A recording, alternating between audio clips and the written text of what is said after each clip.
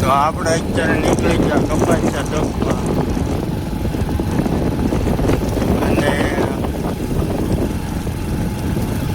આપણે રહીશ વાળીએ કપાસિયા ચોકમાં મિત્રો.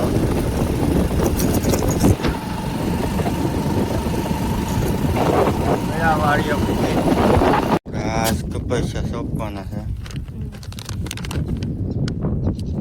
સુપર સોનાલિકા ને આ છે અમારું 3 વીઘા. વાદળા થઈ ગયા છે અને આ અમારું બાપુજી આવેલા છે.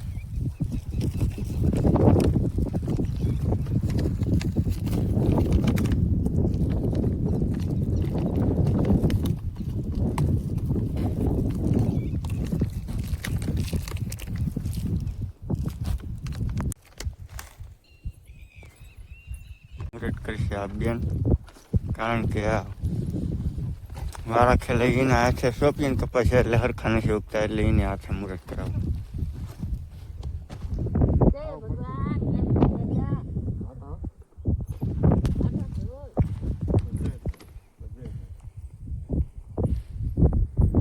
આપણે આ પેલો ખાળીઓ યાદ રાખશું કે કોનો હરખો કે આ બીજો મારો.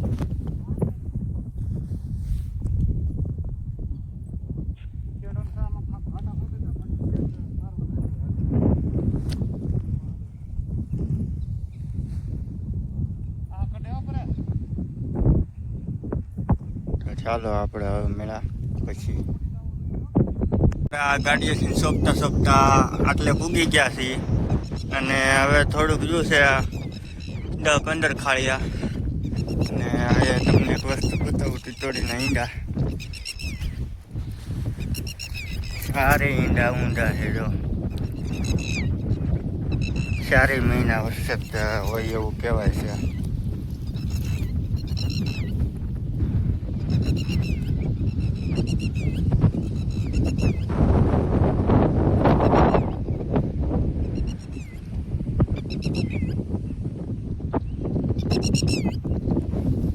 હા બેન, કે તારા ઈંડા અમે નહીં લઈ જઈએ.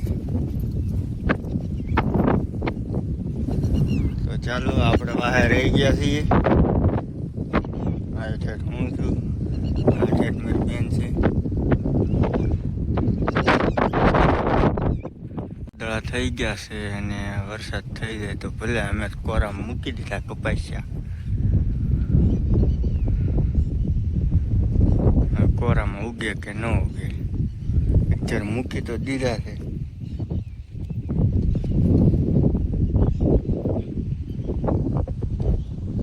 વરસાદ થાય તો ઉગશે ને કે નહીં ઉગે. આમાં બેન હાલી આવે છે ખાળીઓ લઈને.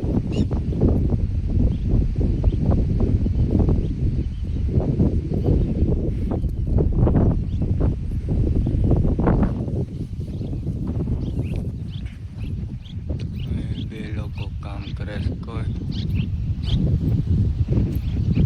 ઈ ખાલા પૂરતા લાગે કે પછી કપાસિયા સોંપે, એ કઈ ખબર નથી.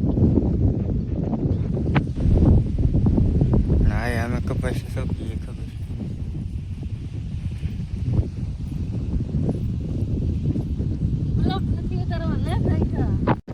આપણે હવે 4 ખાળિયા રહ્યા છે સોંપવાના અને 4 ખાળિયા સોંપીને પછી ઘરે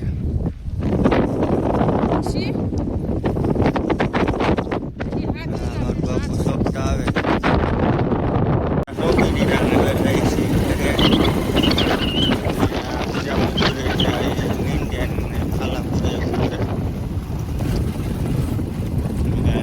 ગારો. આપણે કેમેરો ગાડીની દેવાય ગઈ, ગારો આવી